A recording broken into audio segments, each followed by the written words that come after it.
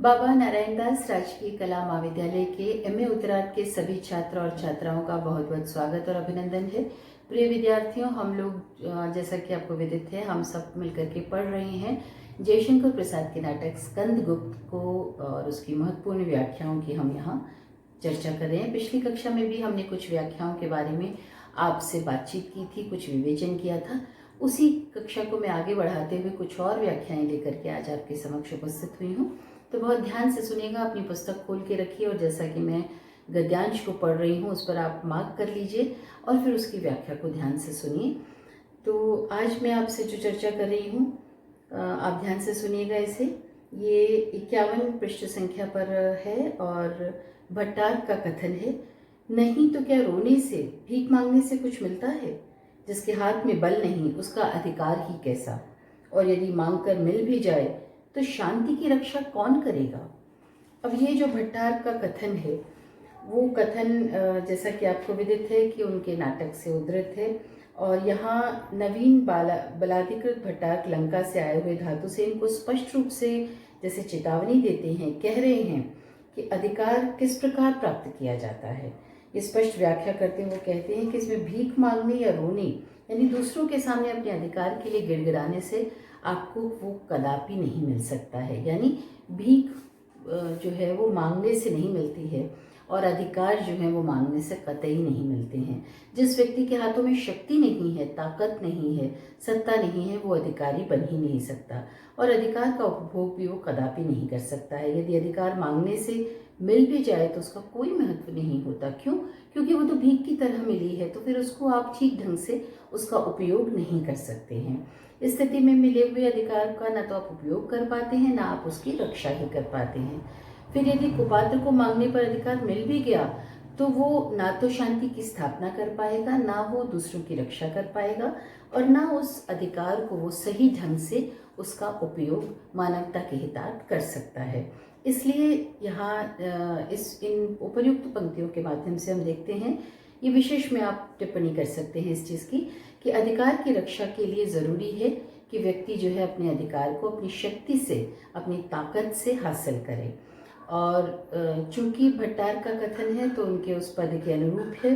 भाषा यहाँ सहज, सरल और भावानुकूल भाषा है। जिनके हाथों में बल नहीं उसका अधिकार ही कैसा। ये वाक्य अपने आप में बहुत सुंदर और एक कहना चाहिए कि कहावत के रूप में, एक अच्छे सार्थक वाक्य के रूप में हमारे सामने आता है। अब मैं अगली जो पंक्तियां हैं जिनका कि यहाँ उल्लेख करूँगी, व्याख्या करूँगी, वो ये हैं कि कविता करना अनंत पुण्य का फल है। इस दुराशा और अनंत उत्कंठा से कवि जीवन व्यतीत करने की इच्छा हुई। संसार के समस्त अभावों को असंतोष कहकर धोखा देता रहा, किंतु कैसी विडंबना। लक्ष्मी के लालों का भ्रूभंग और क्षोभ की ज्वाला के अतिरिक्त मिलता ही क्या है। एक काल्पनिक प्रशंसनीय जीवन जो दूसरों की दया में अपना अस्तित्व रखता है। संचित हृदय कोश के अमूल्य रत्नों की उदारता और दारिद्र्य का व्यंग्यात्मक कठोर अट्टहास, दोनों की विषमता की कौन सी व्यवस्था होगी। मनोरथ को, भारत के प्रकांड बौद्ध पंडित को परास्त करने में मैं सबकी प्रशंसा का भाजन बना, परंतु हुआ क्या। अब देखिए, ये जो कथन है आपके समक्ष भी मैंने प्रस्तुत किया, ये मातृगुप्त का कथन है और मातृगुप्त ने जिस तरह से इस कथन में प्रस्तुत किया है, अपनी बात कही है, तो ऐसा लगता है कि खैर पहले हम इसकी थोड़ी सी प्रसंग की बात करेंगे। मैं थोड़ा विषयांतर करके इन पंक्तियों में जो मातृगुप्त हैं वो कवि कर्म के विषय में बताते हैं।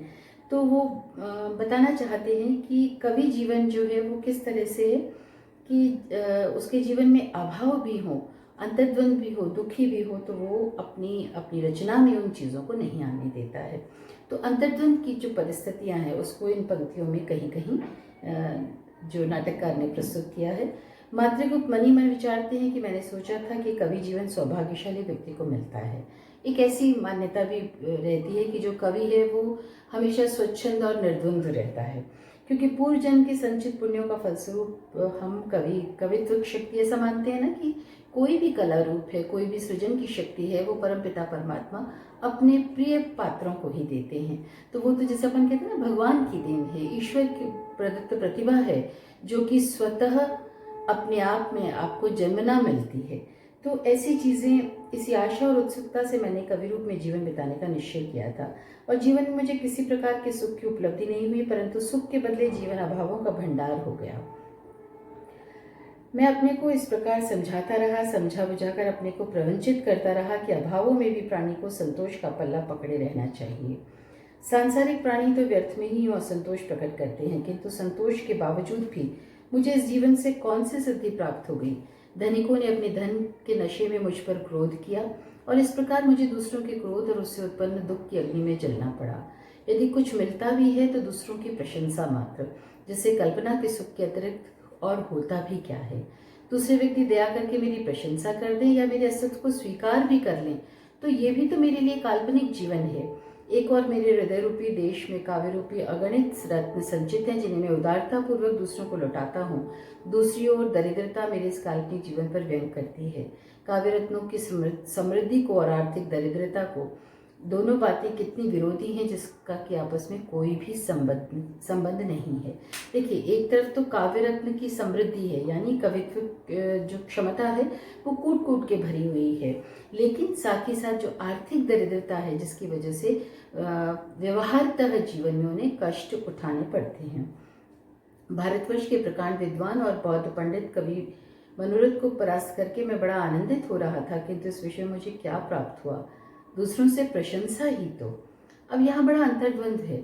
एक तरफ तो उनके भीतर कवित्व शक्ति के रत्न कूट कूट करके भरे हुए हैं, लेकिन साथ ही साथ जीवन में जो रोजमर्रा के जीवन में जो उन्हें दारिद्र्य झेलना पड़ रहा है उसकी पीड़ा भी उन्हें तोड़ती है। तो यहाँ कवि जीवन के अभाव और काल्पनिक प्रशंसा दोनों के माध्यम से कवि ने अपने अंतर्द्वंद को प्रस्तुत किया है।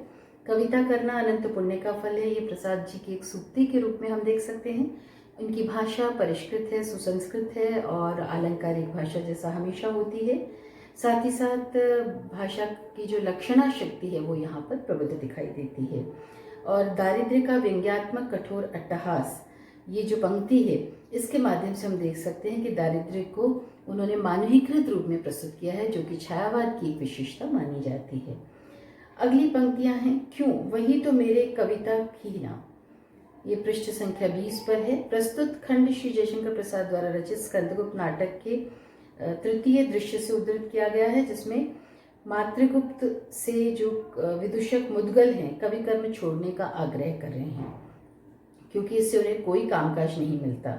इस पर कविता का महत्व बताते हुए मातृगुप्त उनसे प्रत्युत्तर देते हैं। मातृगुप्त कहते हैं कि कविता छोड़ने को अपनी मजबूरी बताते हुए मुद्गल को बताते हैं कि कविता मैं छोड़ नहीं सकता, क्योंकि इससे उसे वास्तविक संतुष्टि मिलती है। देखिए विद्यार्थियों, बहुत स्वाभाविक है कि हर व्यक्ति का एक स्वभाव हो जाता है, और अगर कोई कवि कर्म कर रहा है तो वो बहुत स्वाभाविक है कि जन्मना मिली हुई इस खूबी को वो चाह करके भी अपने से अलगा नहीं सकता है। और इसलिए उसे जब तक वो कविता नहीं करता, जब तक वो सृजन नहीं करता, उसे संतुष्टि नहीं मिलती है। उसके हृदय की भूख को, उसकी पिपासा को वो शांत करती है और अत्यधिक आनंद प्रदान करती है। अग्रिम वाक्य में मातृगुप्त के माध्यम से कविता की व्याख्या करते हुए नाटककार ये बार बार कहते हैं कि कविता तो सार्थक शब्दों के द्वारा बनाया गया एक ऐसा सुंदर शब्द चित्र है जिसमें अलौकिक आनंद देने वाला और भावनाओं से समन्वित सुंदर संगीत विद्यमान रहता है, यानी दोनों ही चीजें उसमें नजर आती हैं। अर्थात शब्द चित्र में संगीत की भाव लहरियां होती हैं और कविता के माध्यम से अंधकार का प्रकाश से असत का सत और अचेतन जगत का चेतन जगत से, मानव के बाह्य जगत का आंतरिक जगत से संबंध स्थापित होता है। यानी तमाम चीजें जो हैं वो हमेशा उत्तरोत्तर प्रगति की ओर जा रही हैं, कमतर से अधिक की तरफ बढ़ रही हैं, तो उनका किसी न किसी रूप में उनकी वृद्धि और उनका विकास हो रहा है। इसीलिए उन्होंने कहा कि कविता जीवन के सत और असत दोनों पक्षों में संबंध स्थापित करती है।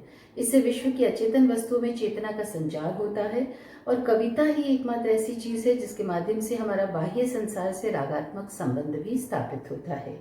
इस प्रकार कविता संपूर्ण प्रकृति को अपने में समाहित करके उसका चित्र प्रस्तुत करती है, और वो चित्र जो है वो संगीत के समान ही लोगों के हृदय में हृदय स्पर्शी होता है और मोहक हो जाता है और हमेशा हमेशा के लिए उसे याद रखा जाता है। इसीलिए कविता ही कवि के हृदय का आहार है।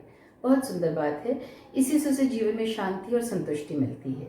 तो इस पूरी व्याख्या के दौरान हमने देखा कि इसमें विशेष जब हम लिखेंगे तो इस तरह की चीज़ें सामने आएंगी कि कवित्व वर्णमयी चित्र है।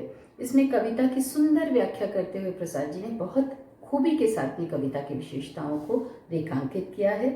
कविता के उद्देश्य पर भी यहाँ वो प्रकाश डालते हैं। कविता और संगीत के शाश्वत संबंध को भी वो दर्शाने का प्रयास करते हैं और मातृगुप्त के चरित्र पर भी इससे प्रकाश पड़ता है कि वो कविता के अनुरागी हैं और कवि हृदय हैं। और इसकी भाषा जो है एज यूजुअल काव्यात्मक है, भावानुरूपणी है और अलंकारिक है। और अलंकार में रूपक अलंकार का प्रयोग यहाँ विशेष रूप से किया गया है। तो ये जो चीज़ें हैं हम देख सकते हैं कि इस कक्षा में जो हमने 2-3 व्याख्याएं अभी की हैं, अगली कक्षा में हम और व्याख्याओं पर भी चर्चा करेंगे। बहरहाल जितनी व्याख्याएं हमने पढ़ी हैं उन्हें आप एक बार फिर से पढ़िएगा। कोई आपको संशय हो, कोई जिज्ञासा हो, कोई प्रश्न हो या आपको समझ में नहीं आया तो आप पुनः हमसे पूछ सकते हैं। व्हाट्सएप ग्रुप के माध्यम से हम आपसे जुड़े हुए हैं। तो प्रिय विद्यार्थियों, जब तक कि ये परिस्थितियाँ चल रही हैं तब तक आप लोग अपने घर पर स्वाध्याय करते रहें, पढ़ते रहें, समझते रहें और अपनी संशय और जिज्ञासाओं को व्हाट्सएप के माध्यम से हम तक पहुंचाते रहिए। तब तक के लिए अगली कक्षा के लिए मुझे अनुमति दीजिए। नमस्कार।